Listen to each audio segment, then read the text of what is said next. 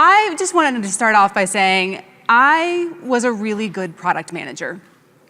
I was good at my job. It was one of those things where I got out of my MBA program, kind of suffered through some marketing roles and some strategy roles, and I got into product management and was like, yes, this is where I belong.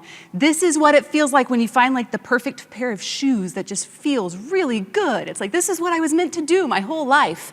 I don't say that to brag or talk myself up. I say it so my next statement will have that much more impact, which is when I started managing people, I was terrible, absolutely horrible.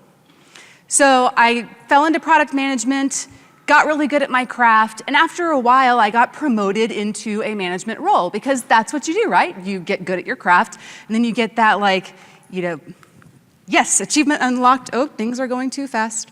Sorry. We're gonna go manual here. So, achievement unlocked. You call your mom and you're like, yes, mom, I'm a manager. It's great. So I inherited a team. In this team, I had two people. One of them was the person who was the manager of the team and was basically being demoted. So that was great. She was much more senior than I was. And essentially my strategy with her was to be kind and hope she found her own way out. Again, not a good strategy, but that was where I was. My other team member was a junior guy, and he was honestly not very good at his job. It wasn't his fault. He hadn't had good leadership, hence the manager that was being demoted. And I wasn't being a great leader to him either. I was far more concerned with being liked and being his friend than I was with helping him grow and helping him become better at his skills. And we do this a lot in the tech industry. We take people who are really good at their jobs, and then we promote them into leadership, doing nothing that got them to that point. The skills that they had that were so impressive in their craft typically are not the same ones that you need to be a good manager. So you end up just kind of floundering around, having no idea what you're doing, and hoping you can make it through a day. So today I want to share some of the things I wish that I would have learned before I went into management, and some different skills that I've picked up along the way. I look at management as balancing three things. First, and the most obvious, is your team. You want to be able to be a good leader to your team, and this is where we spend a lot of focus and hope that we can do well. But we also have to be able to balance the business. If the team is doing well, but the business isn't doing well, then we're not serving the company well. But most importantly, and the part that I think that we lose sight of a lot of times, is you have to balance yourself as well. You cannot be a good leader if you're not taking care of yourself and you're not making sure that you're fulfilled so that you have things to pour into your team. If things skew too much in any one of these directions, you get out of balance and you're not gonna succeed.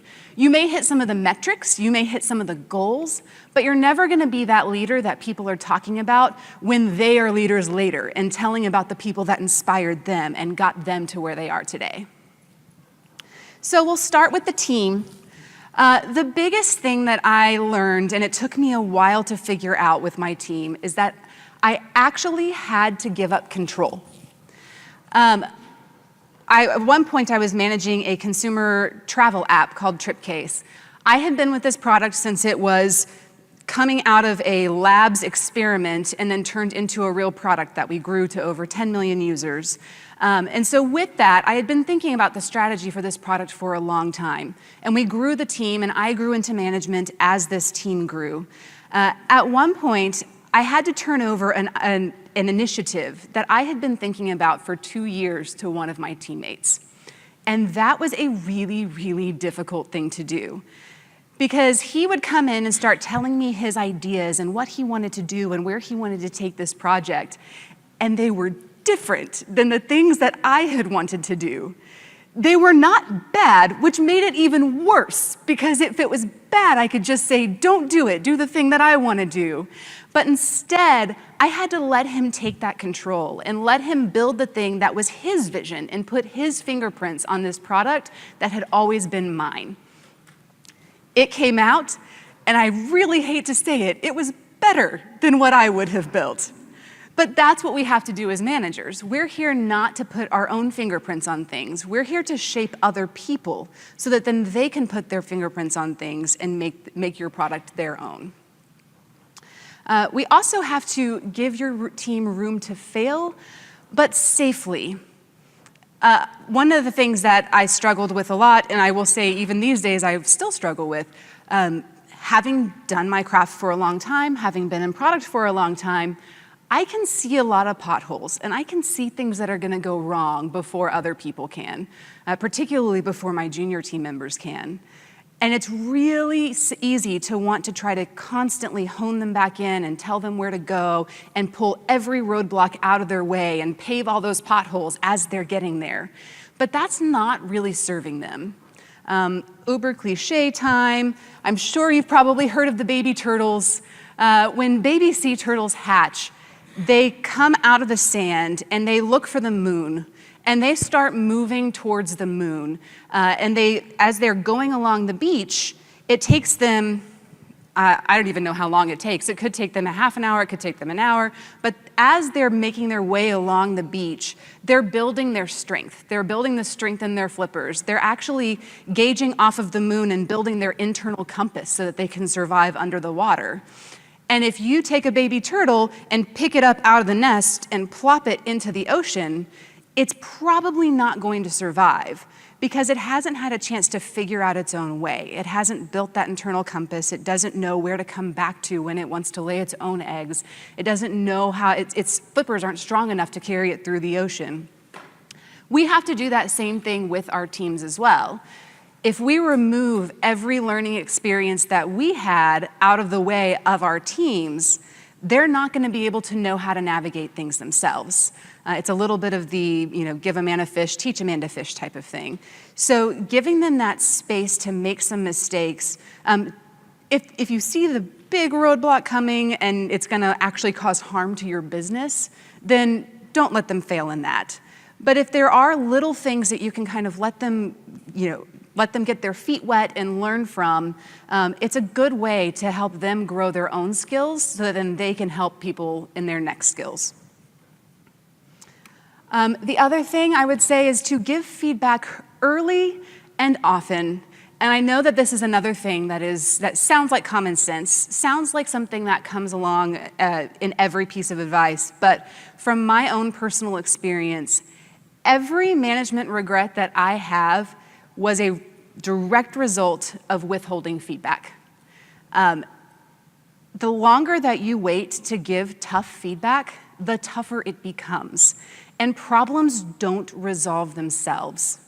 I had a guy who worked for me who wasn't doing fabulously. He came in, we had really high hopes for him, and along the way he was struggling. Not only was he struggling, he was driving some of his teammates a little bit crazy. And I kept trying to hold off, and I just kept thinking, he's gonna figure it out.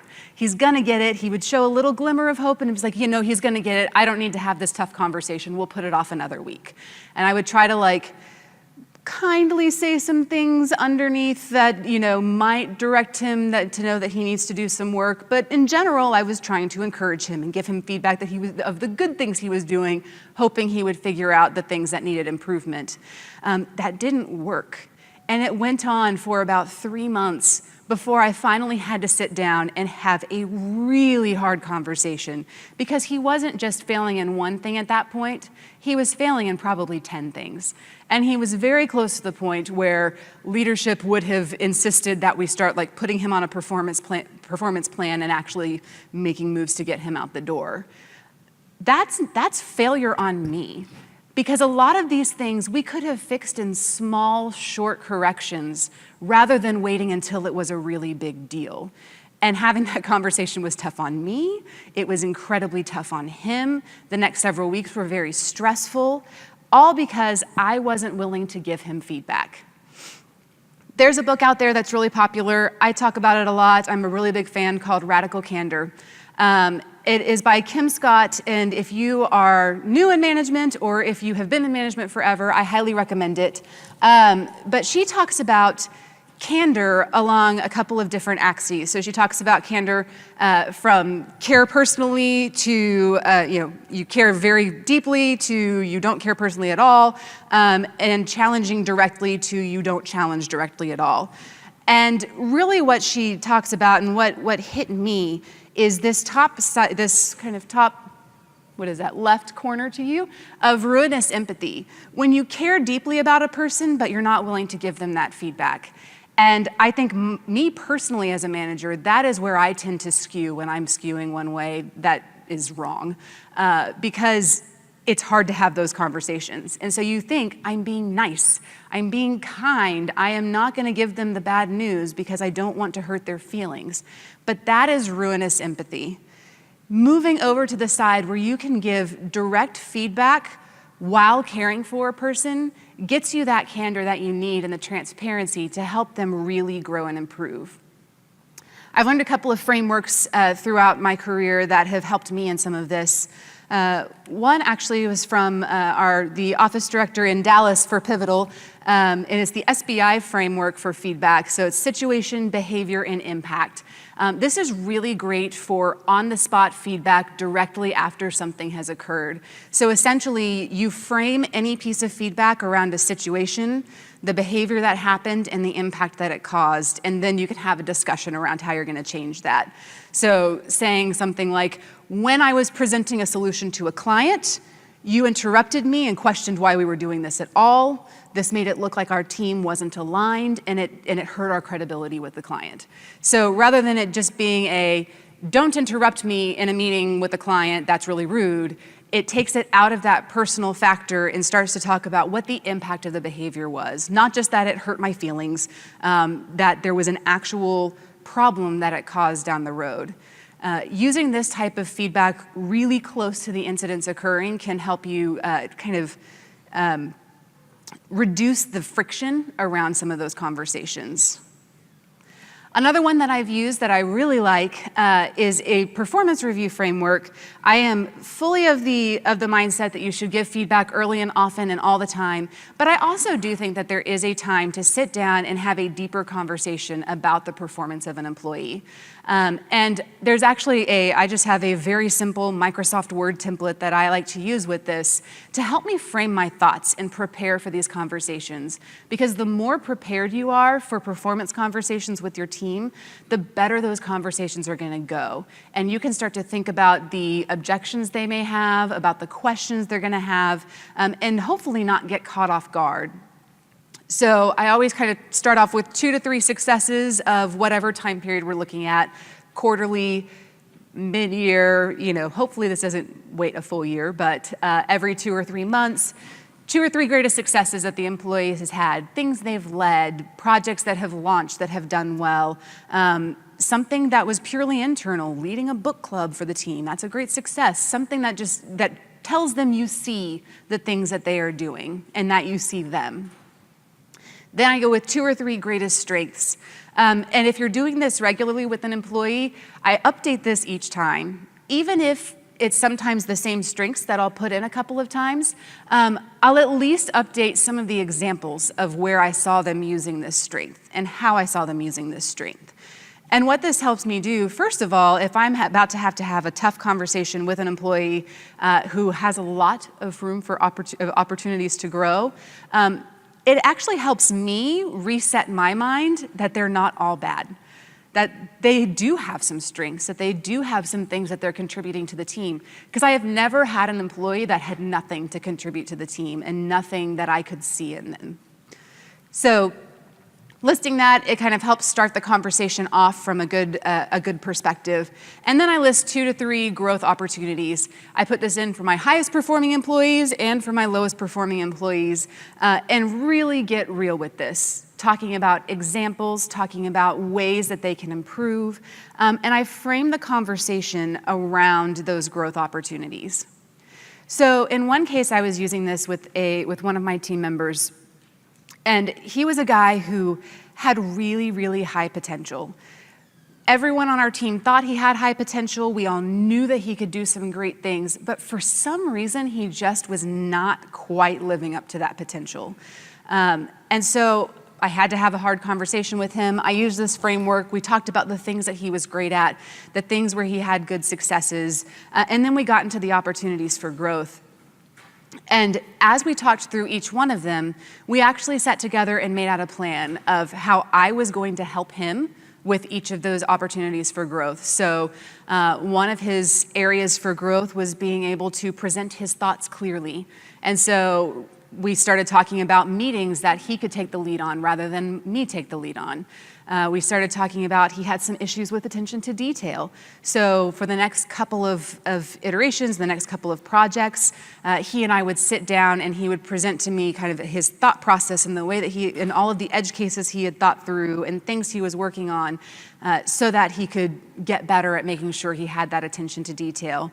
And for each item that we talked about, we made a plan. I had this printed out, gave him a copy at the end of the meeting.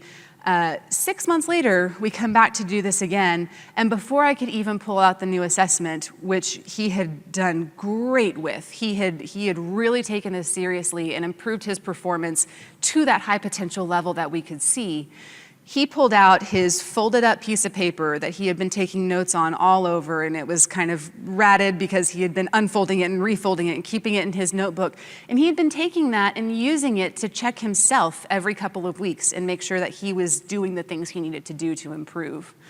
So I think that this type of conversation and this type of framework can give employees something really tangible to hold on to and say, yes, here's the next thing I'm going to try. Another thing that I've used that I think most companies have is the classic skills matrix. So you have the skills for whatever role you're talking about, what level of proficiency they are in it. But really what I've used this for is when I've seen a self-awareness problem. Because there have been times where I had someone on my team who thought they were doing much better than they were. And these are the hardest conversations to have. So I took the skills matrix and said, I need you to fill this out, and I'm going to fill this out, and then we're going to come together and see where we are. And as I suspected, they thought that they were much higher on the skills matrix than what I thought they were and what their practice lead thought they were.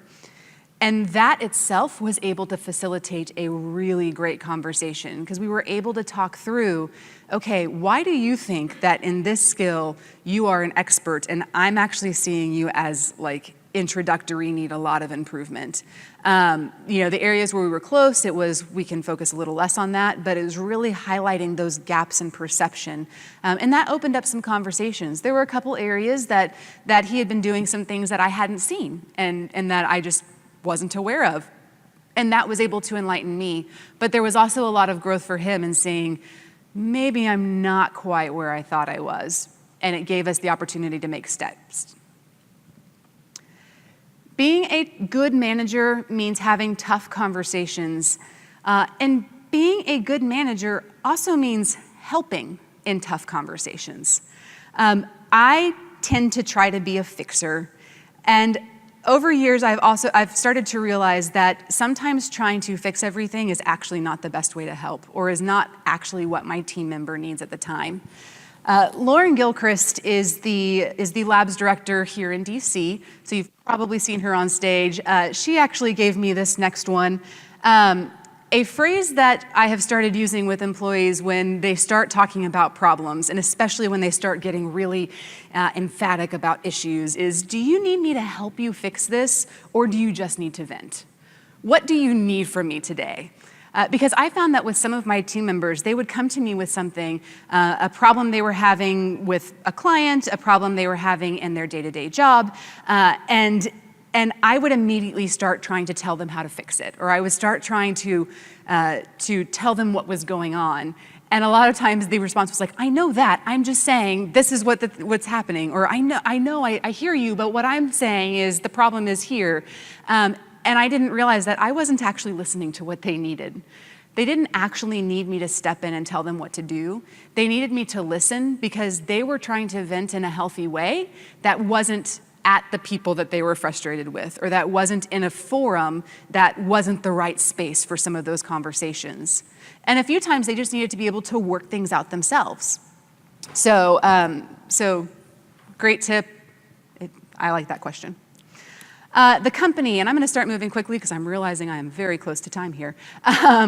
So the biggest thing about being the advocate for the company is that your relationship with the team will change. And this is the hardest thing that I think most people have to come to grips with when it comes to becoming a new manager, particularly if you've been promoted within your own company. Because all of a sudden, you can't be the same best friend to everyone in the office that you were when you were one of them. That doesn't mean you have to be big boss guy and that you have to go and be above everyone, but you do have to try to stay above the office gossip, but not out of it. I actually had one situation where there was a team I was on that I had been promoted into leadership at one point, and after a while, I found out that there was a lot of underground rumbling within the office about some things that were going on, and not in a productive or healthy way. It eventually made its way back around to me. Some people kind of brought it to my attention, and there's kind of two sides that are easy to fall into. First is joining into the gossip, and when you are a leader in the company, you can't do that.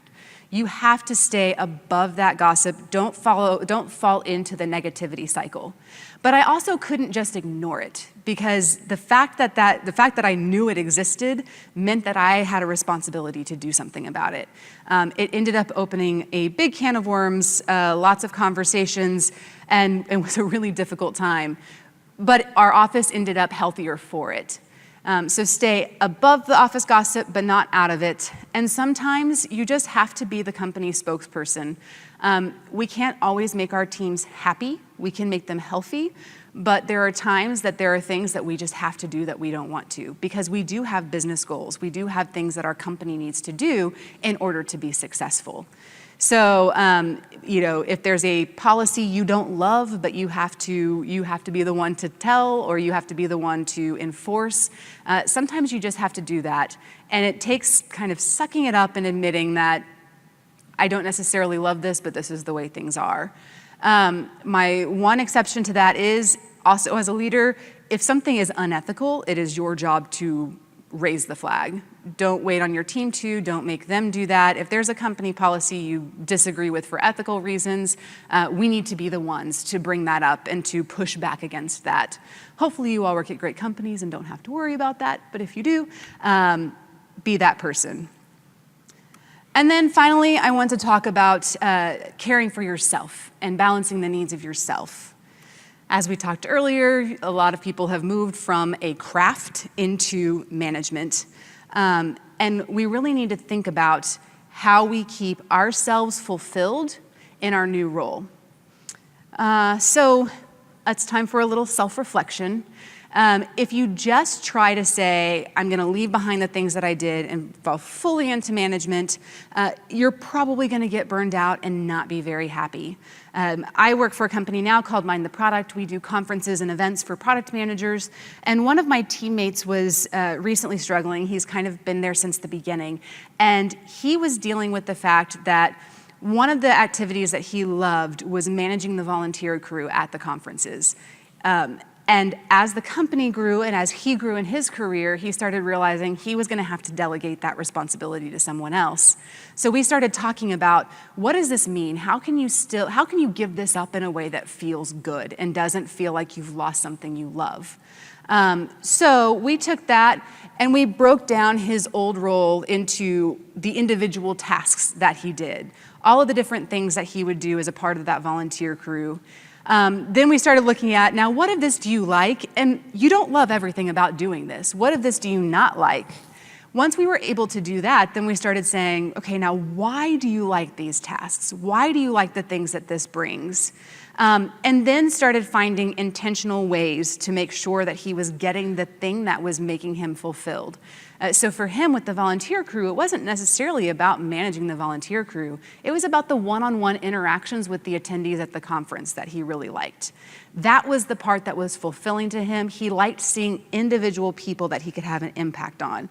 So we started looking for other ways within that conference space to be able to let him do that while taking off this heavy burden of managing a pretty hefty volunteer crew.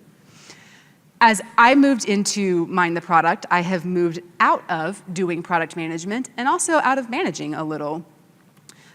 So I kind of did this activity on my own. Things that I loved about being a product manager. I loved prioritization and scope management. That sounds super lame, but I really do love it. But when I figured out why I love it, I love ways of figuring out how I can provide value quickly. I love getting to that MVP and taking this thing that's going to take months to build and saying, you know what, if we just did this part, we can get that value out to the customer right now. And that makes me really excited.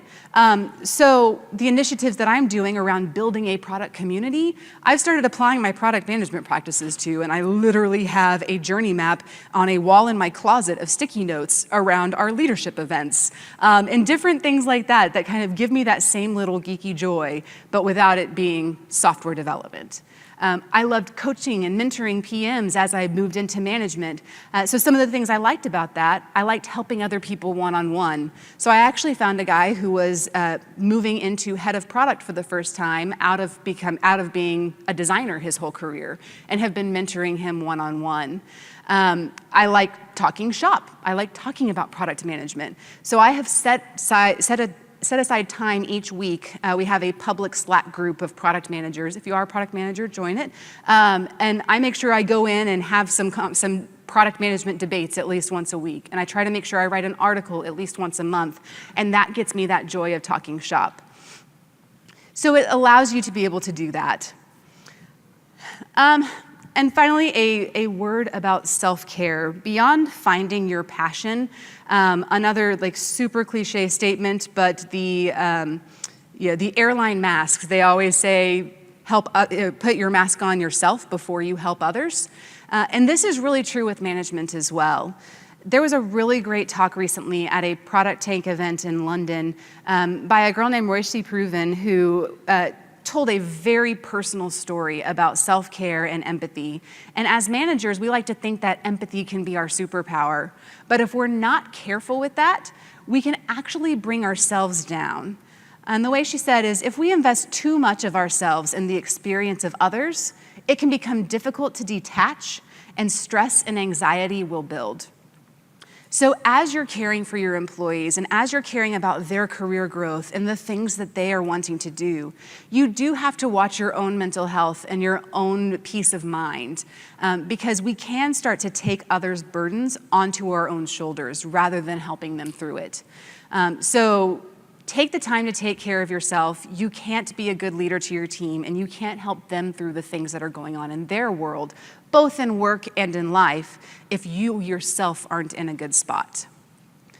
We have to be a model for balance to our teams. We have to show them how to take care of ourselves so that they will know how to take care of themselves and not get burned out.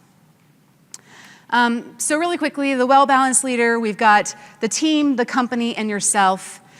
If you shift too far to the company side and you don't take care of yourself and the team, you become that person who is just like barrel rolling through your team and making everyone miserable. They will all hate you and probably get burned out very quickly. If you're focused solely on the team, you're going to ignore company goals and you're going to ignore your own needs, and you're going to start being that person who is fully invested into your team to the point of ruinous empathy. Or if you care too much about yourself, you're going to start doing things that are self-serving, or you may push things off on your team so that you can have extra time off.